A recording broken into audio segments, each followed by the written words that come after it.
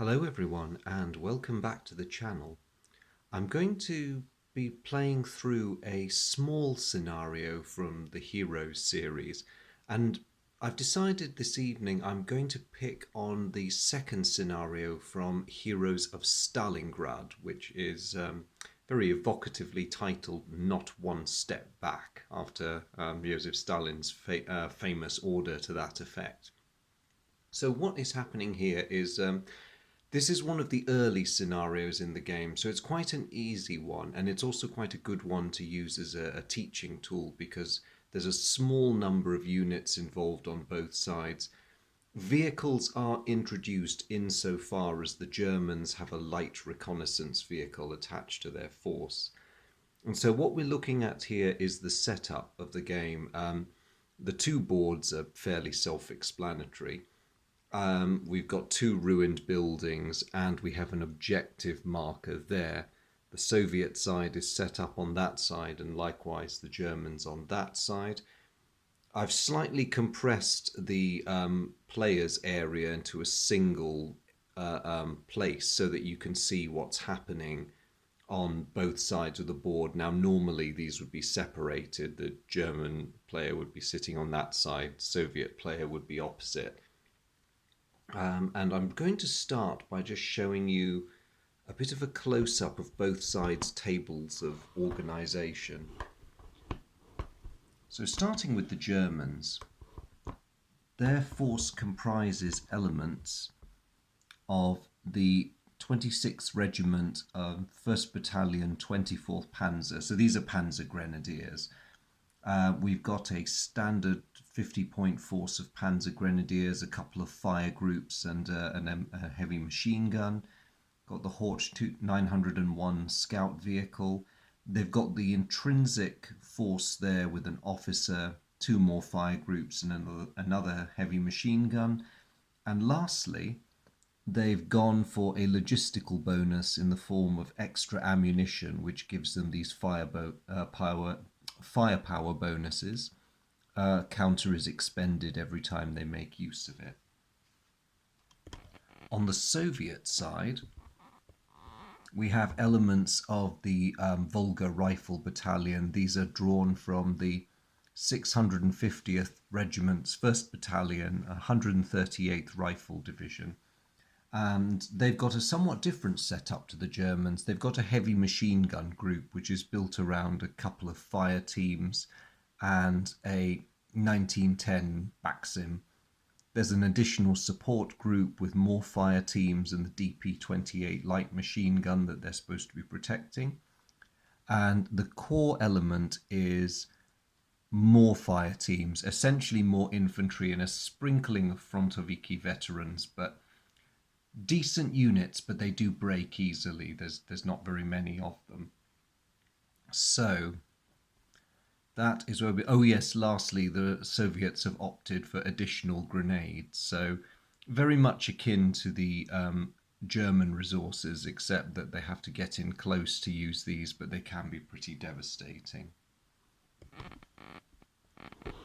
So in terms of the setup, the Soviets have won the initiative and set up first. Now, the way I'm going to run this is I'll be playing the Soviet side and I'm using a homegrown logic tree to govern the German actions. I can't answer for how good it is. It beats me about half the time, so I'm hoping it'll give some competitive play here. Sorry, I'll just readjust the camera back. But to give you a broad idea of deployment, we have 6 turns, both sides, to win the scenario. And the scenario is won by dominating that space between the two ruined buildings. Now, how do we dominate the space? To do it, at the end of a turn, pretty much in the end of turn supply phase, you have to have a unit occupying any one of the 4 squares surrounding that marker.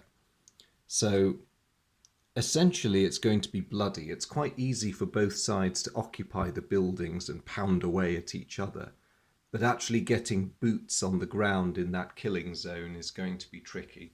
And 6 turns is not a long time in this game. Sounds like it might be, but it'll go quickly. So, as the Soviet player, I won the initiative I had to set up first. I've decided to create a small force on my left, mainly composed of infantry, and they're going to be my building occupation force. Their job is to occupy those ruins and cover me, while my assault force, which is going to come sweeping up this way, divides in order to try and hold the Germans at bay while some of us occupy that space. Now, reacting to my deployments, the Germans have gone for a slight variation of the same setup.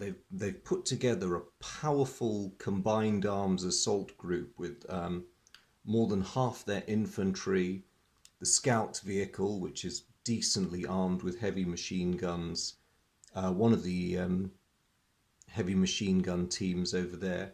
They've detailed only one heavy machine gun team to occupy those ruins and provide the covering fire. To be perfectly honest, given that, the capabilities of German machine guns, that's probably all they'll need. And in a very interesting twist, the last German infantry unit has been placed on the flank. Now, its job, presumably, is either to make a nuisance of itself, worrying my flank, but also, if the Germans can pin most of us down in heavy fighting on this side of the board, that unit is wonderfully placed to sneak in at an opportune moment and seize the objective. So I'm going to have to watch that. Like I say, the logic tree I devised for controlling that side is prone to sometimes doing strange things, as it's based on dice rolls, but we'll see what happens. So, the anatomy of a turn, there are 3 main phases. The first is the orders phase, where you issue your orders to your units, and that's what these rather lovely wooden blocks are for. So, to issue an order to your unit, you place a wooden block on it. You can either do it with the number facing you, or you can place it face down so your attractive national symbol shows. Either way, you place an order on a unit. And you can issue as many orders as you have command stars. And looking back at these, I have 3 command stars, one for my lieutenant, and the support group and the heavy machine gun group both generate their own. The Germans also have 3.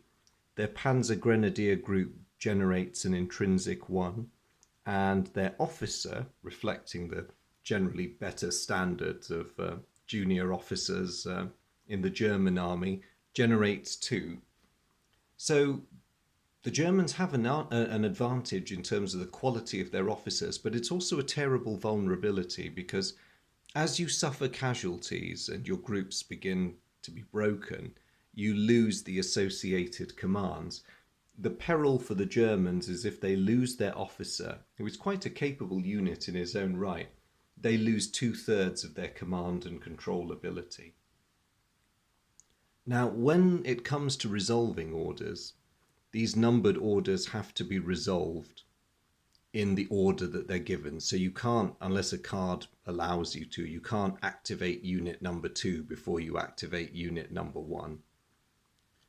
I have laid out extra orders because some cards permit you to temporarily exceed your allocated total on a given turn. There are also blank bluff orders. Now, these can be very useful for misdirecting your opponent.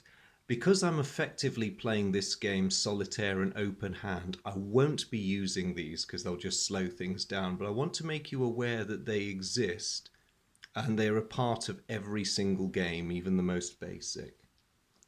And lastly, there are these bonus orders, which can be played on any unit and they can be played at any part of the sequence.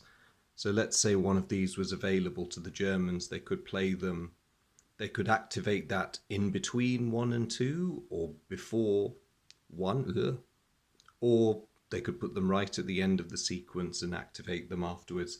These are very useful and they tend to be granted as card play bonuses. So as the winner of the initiative, I get to decide on my orders first. Now, the other thing we start with as our starting hand of cards.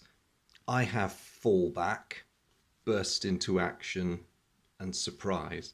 Now, none of these help me during the orders phase, so I'm going to hang on to them for now. And I think, in terms of operating my strategy, the essential task is to get that building occupied and my right wing covered. So I am going to give my first 3 orders to the closest infantry units that I have available. So having done that, it will be the German player's turn. Now, following my little logic tree, I'm going to place 1 order token there. Now, technically, I don't know what he's going to do. It's all based on the dice rolls, so I'm hoping that it will make sense. Not too dissimilar from my strategy. Someone's got an activation marker in their main group. Their heavy machine gun unit over there, or LMG actually, more properly, has been given 1. And interestingly, so has that unit there. What are they up to? Just so you can see what's in the German hand of cards, they have it bounced right off. Quite useful if you've got armour or a vehicle. And they've got 2 burst into action cards, which could be quite devastating. So as for me, I'm going to take a chance on something. We get now to the orders phase is now complete, and we move into the activation phase, which is the real meat of the game. So of course, I activate unit number 1, which is my somewhat dilapidated unit of Frontovic on my left. They have a move of 3. I'm going to play my burst into action card, which means that having moved, they can then shoot on the hoof. So they're going to move 1, 2, 3. I won't have them occupy the building. What I'm going to do is have them try and take out their German opposite numbers.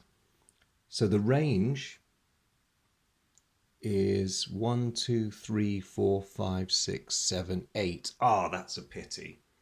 Had the range been 7 or less, they could have fired normally. As it is, they get a -2 because of the excessive distance to the German force. So the way the combat works is their anti-infantry rating is +2. So I roll my dice. Oh no, I got a 1. So 3 is my final attack value. -2 because of the distance, it's now only 1. And that utterly fails to defeat their defensive value of 4. So I have tried shooting from the hip, and that has achieved absolutely nothing for me. So I'll leave the red star on them to show that they've been activated. Over to the Germans, and they're activating their Unit 1.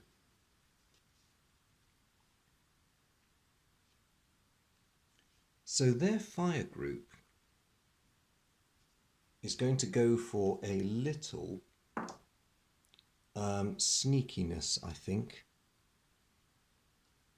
It's not going to enter the building because there's another unit standing by to do that. Or is it? Let me just double check their orders. No, they are going to enter the building. So they go 1, 2, 3. And in a very deft move, they have settled themselves quite comfortably in the top floor there. So I was slightly wrong. I thought the Germans were concentrating for an advance down the left, but having seen what I'm doing, and my logic tree has wiggled itself, they're slightly changing their original deployment. This probably should be worrying me, and it is. So back to the Soviets. Unit number 2 is going to enter the building. 1, 2, 3. So they have established themselves.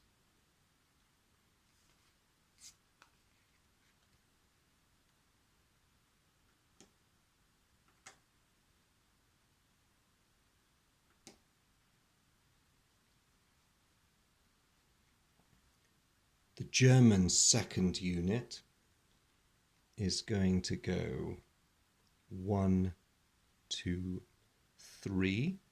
Now, they're going to hang back for the moment. They could have, if they wished to, played this card, because although it's primarily a card for protecting armor, it can be played as a movement bonus card. That would have placed them in a good firing position. However, by hanging back within the ruins, they have rendered themselves pretty safe from any Soviet fire. So there's obviously a longer term German plan being cooked up here. Also, it means they get to save this card to potentially protect their reconnaissance vehicle from any harm I intend to inflict on it. And believe me, I do intend to inflict harm on it, so probably fairly wise of them. Back to me, my third unit is going to enter the building, and not feeling as timid as the fascist invaders, I am going to form a fairly decent gun line along the front of that building. So that's great. Part one of my plan has come to fruition. We've occupied the ruins on our side, and our little flanking group, despite a bit of a poor showing, is moving off to do its thing. So, German Unit 3. Now, I wonder how they're going to play this one and what they're going to do. Much to my surprise, it's not going to directly accompany that main group down there. It's going to enter the building as well. So both German LMGs are now in the building. I wonder what's going on. Well, whatever it is, I can't just sit here. So all the units that had been given orders for this turn have moved. We now get to the final phase of the turn, which is called the supply phase. At the beginning of the supply phase, all your units which were not issued orders, both sides, can now move. However, they cannot fire and they cannot engage in close combat. So, starting with me again, because I won initiative, I'm going to move that group into the building as a reserve for those two. I'm going to bring the LMGs forward. In fact, I'm going to bring everybody forward. I mean, I am the Soviets. I should be all about mass infantry advances anyway, so I think I'll play this in character. Just order everyone forward. And in a way, I'm going to be forcing the Germans' hand. I hope I am, because I don't really want to give them time to develop some scary, complicated plan that will doom me to another humiliating defeat. At this stage in 1942, I think we've had quite enough of those already. One thing I didn't mention earlier, stacking. You're probably wondering why my officers, and indeed the German officer, is wandering around, on their own. It's because in this game, there is no multiple stacking. Even officers cannot stack with another unit. You can pass through friendly units, but you cannot end your turn on top of one. So I think it's assumed that these fellows may have 1 or 2 seconds and maybe an infantryman or two with them, because they develop a fairly good amount of firepower in their own right, but they are on their own as distinct units. They don't merge with these larger formations. So that is the end of the supply phase, except for we have a hand of 3 cards in this game, so I've spent one. Draw replacement. Second chance, that could be fairly useful. the Germans have not played any of their cards, and as their cards are pretty useful, particularly as we're going to come to blows soon, they're going to hang on to them. So they've been thinking these thoughts while I've been moving my guys forward. Theirs, in the meantime, are going to do likewise. So this unit's going to close to killing range.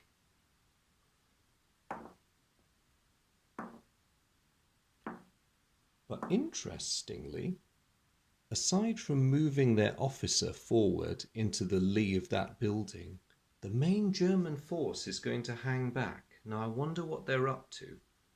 One thing I have to bear in mind, vehicles can fire over friendly infantry units to hit hostile ones. So there is no reason why that thing has to move forward. However, because I'm infantry, his infantry block my line of sight. So they've actually created a strong position over there. I wonder if I'm being lured into a meat grinder. Perhaps I am, but even if that is the case, the clock is ticking because I'm now only a turn's movement away from the objective. We'll have to see what happens there. But that is the end of turn 1, so we've seen one complete turn. Now, as I had the initiative in turn 1, the Germans now have the initiative in turn 2, and it's the orders phase. So we collect all these back.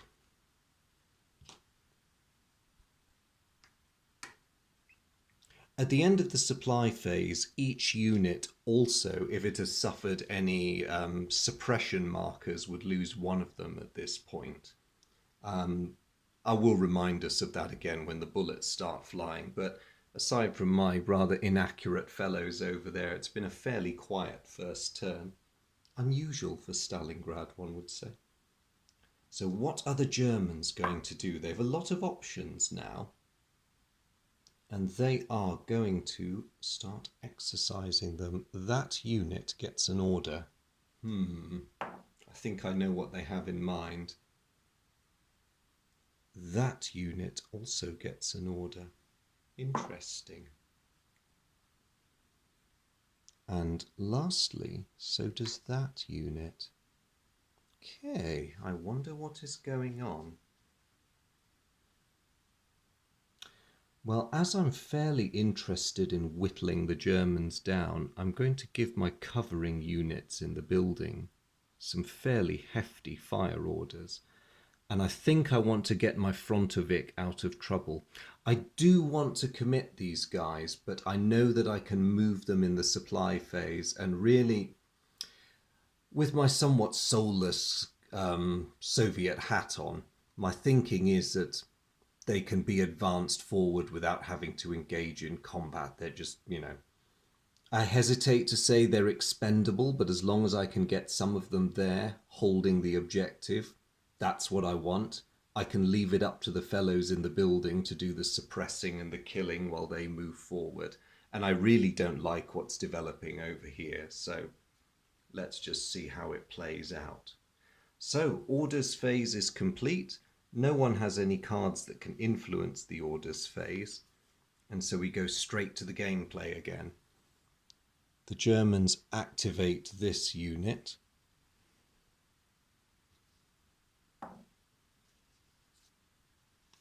And they are going to... are they? Are they? Because they're in decent weapons range. Yes. They are going to attempt to flank me. So they are going to burst into action. That's not good news. So they move 1, 2, 3. Oh, I see what they're doing. They're trying to get around my killing zone and take me from the rear. Sneaky. Oh, wait, no, actually, no, logic tree. 1, 2, 3. Which direction are you guys building? Oh, no, they're doing this. They're building for an assault. They can't do it yet, but with the burst into action, they can open fire on my first group in the building. Not cool, guys. Not cool. So I do get a defensive bonus, thankfully. The Germans have rolled a 2, plus their attack value is 4.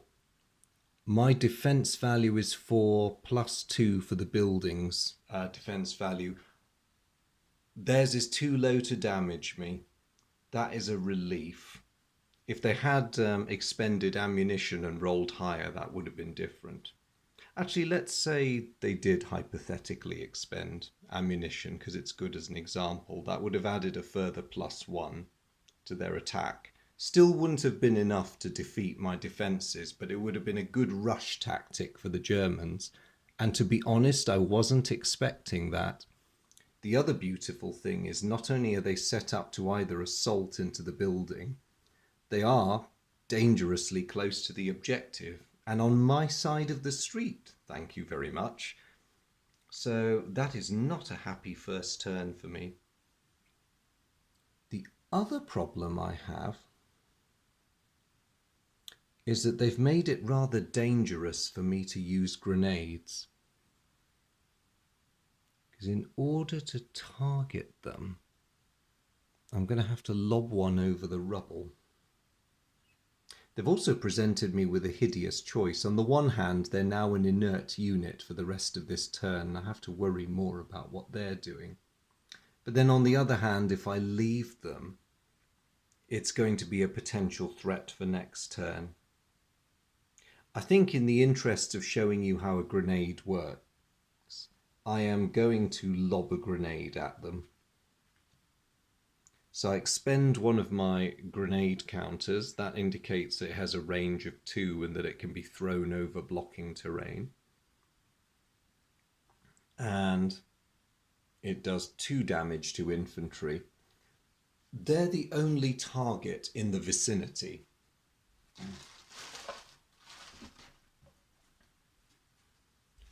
But had there been more German units, I would have done fairly well, because you place the grenade or ordnance token 2 interspaces away, because that's the range of a grenade, and then you turn it over and you use the you would normally use the explosive rating for whatever weapon's being used. But in this case, the grenade is merely counted as a +2 attack, as you see on the counter. So had there been more German units there, they would all have been affected by the blast, but it really is just those. So I roll my dice, and I get a 6.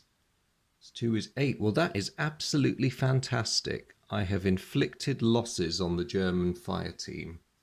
They're flipped over to their weakened side. And I can congratulate my boys on a grenade well thrown. Of course, they're not going to be overly happy with that. Now, as my lot have emerged from the tree line, a second German unit is going to burst into action. This fire group is going to advance 3 spaces, and they are going to target the group directly ahead of them. They roll their bones and they get a 4, so that's 6 altogether. My men are not in cover, and that defeats their defense value. I don't really want them to start dying in droves just yet, so I'm going to play my second chance card, re-roll the dice. Now I have to accept the consequences of the re-roll, so if the Germans roll the same, or ooh, they rolled a 5, okay.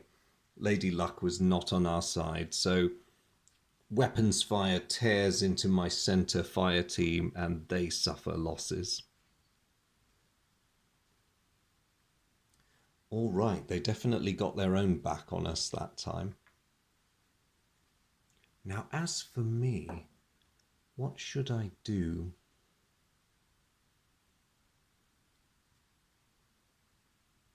I think I'm very tempted to try weakening the group in that building, but I need to make sure I can draw a line of sight from the center of my square to that one.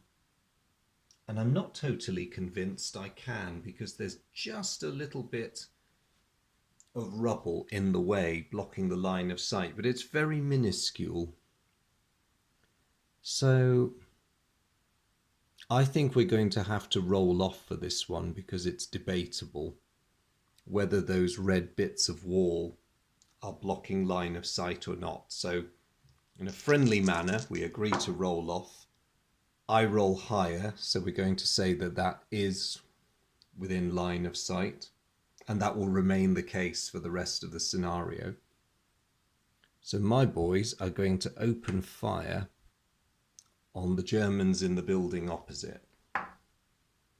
So we got a total of 6. And the German defensive total was a 6, including the building's defensive rating. Now that is fantastic news for the Soviets, because in order to damage a unit, you have to equal or exceed its defensive rating. So firing across the street, we have inflicted more losses on the Germans. Given that we outnumber them slightly, these are losses that they can ill afford. So that was a very good bit of shooting there. The Germans, of course, are terribly unhappy about this, and the unit I've just damaged is going to go for a bit of payback.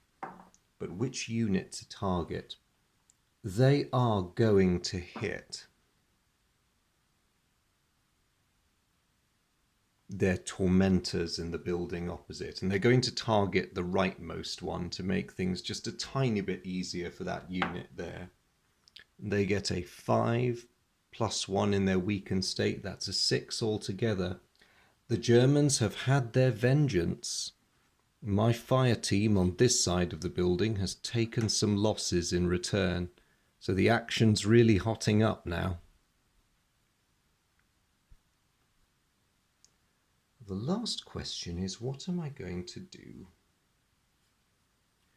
with my Frontovic? By very cleverly manoeuvring into the lee of the building, the Germans have taken themselves out of line of sight of me. What I'm going to do is very cautiously advance them, or wait, actually, I'm going to throw another grenade. But it is risky, because I don't have clear line of sight and it might drift. So I chuck another grenade at them, targeting an interspace 2 hexes away, or sorry, two spaces away. Because I'm throwing it blind, you can see these drift markers. I have to roll a 5 or a 6 for the grenade to be on target. If I roll badly, it could be a decision I regret, let's put it that way. And I got a 5. Splendid, the grenade is on target. And it does a total of 4 damage. Unfortunately, not enough to damage that depleted German unit. So it was a good lob of a grenade, but unfortunately for me, it did not do anything. That's a pity. I'm almost out of grenades now. Not a good place to be. So that's that. All the orders have been carried out on both sides. And now we come to the supply phase. So the Germans are going to see who does what first. That MG34 is going to sidle up, and it's going to deploy it's going to deploy itself. That counts as a movement action. That's not good. I've only got riflemen up there. The Germans have now established a machine gun. This could get tricky. Their officer's going to stay put for now. I can see the sense in what they're doing. They're keeping him safe. Interestingly, that infantry unit is going to stay there, as is the scout car. I wonder what they're up to. I'm going to keep my reserve fire team where it is for now, just ready to step up as the losses over there in the front of the building mount. I am, however, going to force the issue with the Germans by committing these fellows. So I am putting my light machine gun in a terrible position, but I need to force a decision one way or another. While he's doing that, I'm going to have these guys tear across the road to see if they can block off the Germans here from intervening.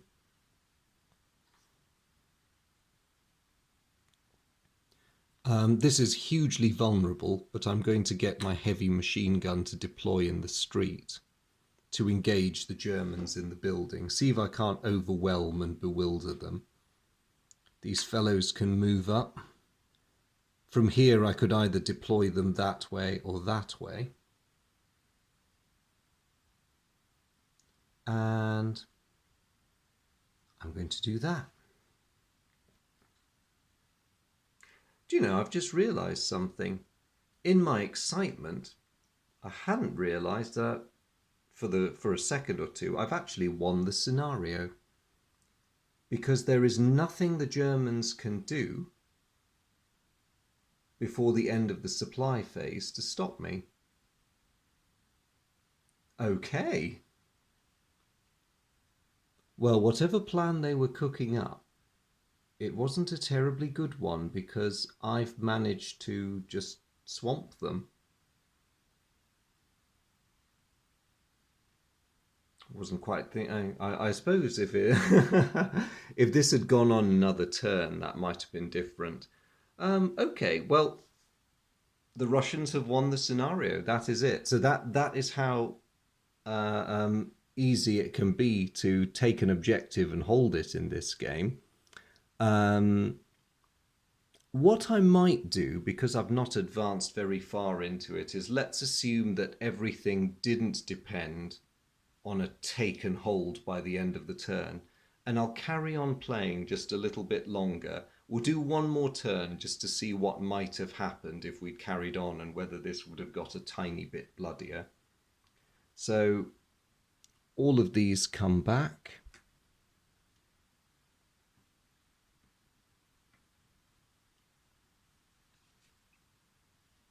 The Russians draw a card to fill up their hand. Ah, tactician. That's quite a useful one. The Germans likewise, because they spent 2 cards. Return to sender. I'll bet they wish they had that a turn earlier.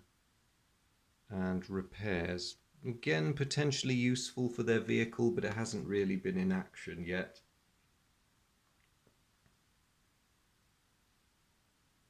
So orders phase, of course it's turn 3 and it's the Soviets now.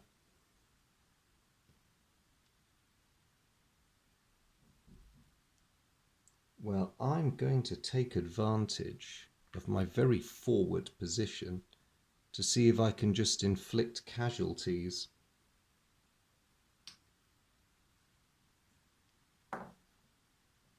The Germans, of course, are probably going to play a slightly more cautious game because they'd be after a bit of a tactical win without wanting to lose too many men while they're at it.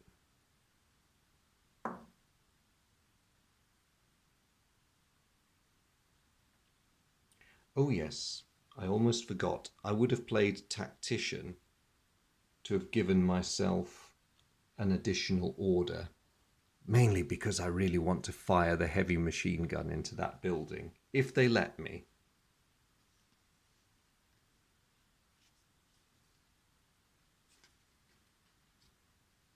Okay, orders have been issued and it's gameplay starting.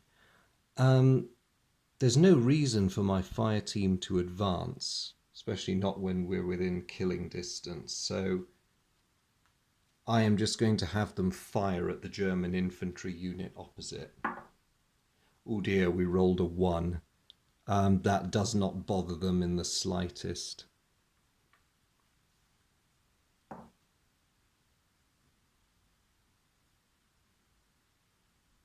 The German officer, in keeping with the cautious planning, will enter the building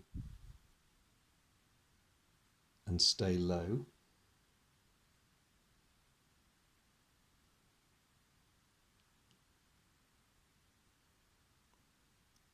My Frontovic, just for the...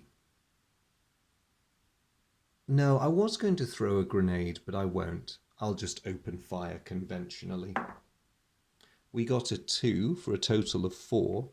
That's enough to reduce the strength of the German fire group there. And just in time for them to retaliate. Now they are going to spend another of their ammo tokens.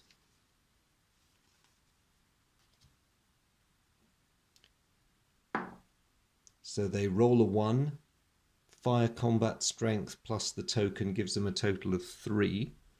Not enough to do anything to my units. Happy days. Back to me. The DP machine gun over there is going to try hosing the German infantry unit in front of it. And it rolls a 1. Okay, definitely doesn't faze them. You seem to be rather cursed with low rolls today. And the last German unit, the infantry unit here, is going to open fire on the Frontovic in front of it and commit their last ammunition token. A 1! We're all rolling 1s. Not enough to trouble my lot. Good news. And my very last act, let's get the heavy machine gun turned on that infantry unit up there. Oh, we roll a 4. So that's a total of 7 with the gun's ability. Perfectly matches the defensive rating of that infantry unit, so it's wiped out by the heavy machine gun fire. And I'll just place it next to its organization board. As casualties build, your force becomes more vulnerable and you have to keep track of where the losses have been suffered. These little red squares show a sort of break point, if you will. When the number of units lost from that subsection matches them, you flip the counter over to show that it's been destroyed, and that's the victory points your enemy gets. Now, it's always the defender's choice how the casualties are allocated, so you can keep your formation integrity going for as long as you can, but there does come a point where you are combat ineffective. I'm not going to bother moving anyone now that we're into the supply phase of this turn, because even with another turn under everyone's belt, the Russians haven't been shifted. I must admit, my logic tree for the Germans, after what seemed like a good start, let them down a tiny bit. I was very fortunate because I think heavier fire might have seriously chopped up my units, making a rush for the objective. And also, in some respects, the objective conditions in this scenario are actually quite simple. Rush forward and take it, really. You do better playing like a Soviet, I feel. Maybe I should play this a few more times, maybe swap round and try being the Germans, or maybe even take it.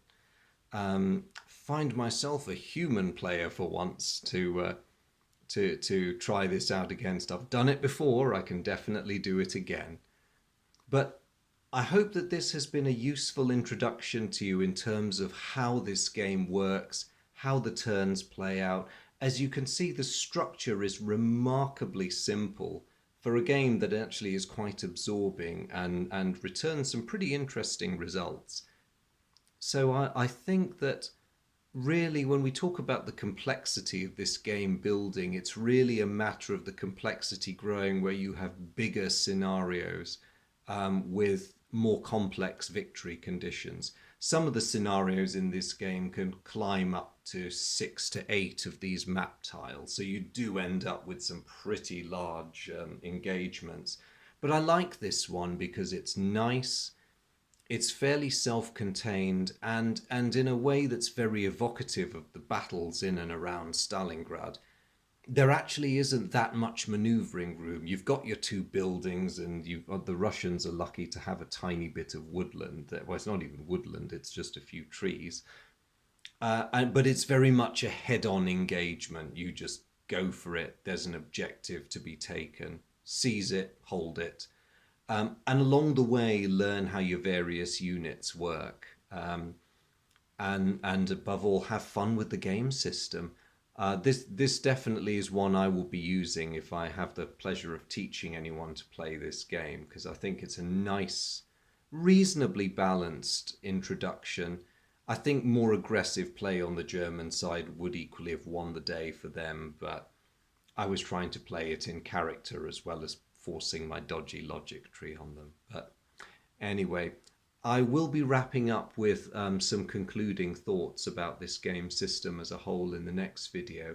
But in the meantime, thank you all very, very much for your company. As always, it's much appreciated. A big hello to all my regulars, and to anyone who might be joining us for the first time. Thank you for coming, tuning in. A very warm welcome to you. Hope you'll have a look at some of the other videos and find them enjoyable and useful. But in the meantime, a huge thanks to all of you, and I'll see you again soon. Bye.